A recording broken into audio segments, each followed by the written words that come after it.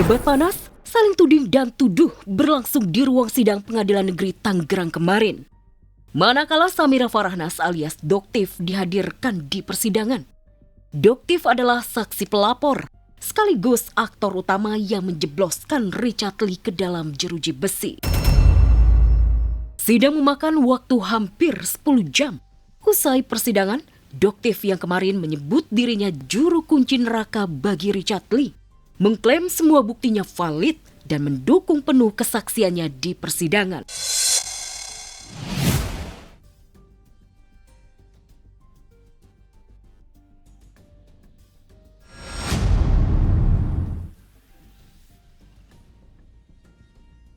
Suasana tetap tegang meski persidangan hari itu selesai. Doktif mendekati Richard Lee, entah ada misi apa lagi. Namun Richard Lee langsung buang muka. Doktif sedikit menepuk dada, sementara Richard Lee kian terpojok. Namun sang dokter tetap mencoba menjaga gengsinya. Masih ngotot jika dirinya tidak bersalah dan masih berani menuding saksi yang diajukan Doktif tidak valid. Alasannya karena saksi membeli produk skincare miliknya bukan di toko resmi. Saksi Samira membeli dari toko lain bukan toko saya, yaitu Graba Shop dan juga Russia Shop. Itu sudah fix, bukan beli di toko milik saya. Nggak apa-apa, nanti kebenaran akan dibuktikan.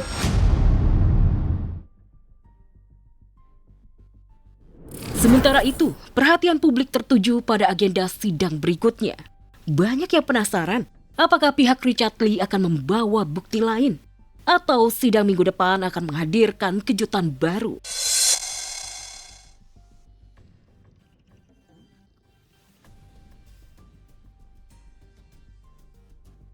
Keras ya?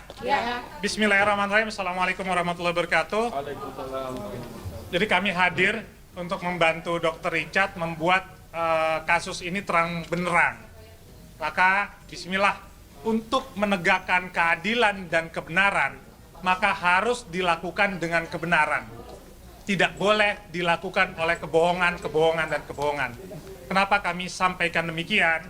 Yang pertama, semenjak pemeriksaan saksi fakta ini, maka kami menemukan fakta-fakta yang luar biasa. Dengan fakta-fakta ini, maka seharusnya Dr. Richard Lee bisa bebas. Yang pertama adalah kami temukan surat kuasa yang diberikan oleh Dr. Samira kepada kuasa hukumnya ini hanya untuk melaporkan CV Athena Group sebagai pelaku usaha yang memperdagangkan produk-produk kosmetik atau kecantikan yang dalam hal ini baik secara bersama-sama atau masing-masing tersendiri diwakili oleh saudara Richard Lee atau saudara David Lee. Jadi sebagai pimpinan perusahaan. Sementara dalam laporan polisinya, dalam LI-nya, ini yang dilaporkan adalah Richard Lee sebagai person. Berarti surat kuasanya tidak sah dan kasus ini harusnya gugur. Ini yang pertama. Yang kedua, kemarin sudah hari ini kita saksikan bahwa kesaksian dari Nunung menyatakan unboxing itu adalah tanggal 12 Oktober. Lalu tadi kita saksikan bahwa Dr. Nanang menyampaikan unboxing di tanggal 8 November. Oleh karena itu, apabila yang benar adalah dari dua orang ini 8 November, maka sudah pasti tidak ada peristiwa pidana di tanggal 12 Oktober 2026. Itu yang pertama. Kenapa, maaf, Ralat, tidak ada peristiwa pidana di tanggal 12 Oktober 2024. Kenapa saya sampaikan begitu? Karena di dakwaan jaksa disampaikan adalah tanggal 12 Oktober 2024 ada peristiwa pidana. Hari ini membuktikan menurut keterangan Dr. Nanang tidak ada peristiwa pidana karena unboxing baru dilakukan di Hotel Ascot yang bukan di Pengadilan Negeri Tangerang pada tanggal 8 November. Selanjutnya ada tanggal yang penting lagi dalam dakwaan ini yaitu tanggal 23 November di mana itu dibeli DNA Salmon. Namun ternyata, mohon maaf, ada pembelian tanggal 23 Oktober DNA Salmon yang terjadi unboxing. Ternyata unboxing baru dilakukan tanggal 26 November di Hotel Pullman yang dua-duanya 26 Oktober yang dua-duanya bukan di wilayah Pengadilan Negeri Tangerang. Oleh karenanya dengan fakta-fakta ini maka harusnya Dr. Richard Lee bebas. Terima kasih. Tadi kan sempat meminta penangguhan. Kenapa dok? Saya cuma membandingkan dengan negara-negara yang lebih maju saja. Negara Amerika, kita di trial terlebih dahulu, di sidang terlebih dahulu, ditentukan si salah, baru kita ditahan, baru kita ditangkap. Cuma di Indonesia sih menurut saya gokil sih, luar biasa sih. Kita ditahan, bahkan ada yang tunggu sidangnya sampai lama, walaupun keputusannya bisa jadi tidak bersalah. Hanya di Indonesia yang gokil kali. Saya nggak jadi masalah, mau sidang aja, nggak jadi masalah. Saya kan sudah lama nggak ketemu dengan anak-anak saya. Terima kasih. Terima kasih. Terima kasih Bang. Tetangga pengen dipindahin ke Jakarta dok. Duh, saya nggak mau sebut nama. Kerinduannya seperti apa dok? Dengan orientasi seksnya aja dia bingung, kayak gimana lah kita percaya dengan kesaksian. Anak seperti apa dok? Terima kasih Bang ya. Terima kasih ya. Tadi ada seperti omongan LGBT itu seperti apa dok? Itu yang diucapkan buat siapa dok? Ucapan dok. Ada rasa sakit hati. Itu ucapan buat siapa dok? Ada rasa sakit hati. Yang terakhir dok kepada ada rasa sakit hati dok. Apa ini benar-benar udah fix apa namanya? Ada rasa sakit hati dok yang mungkin dokter sampaikan.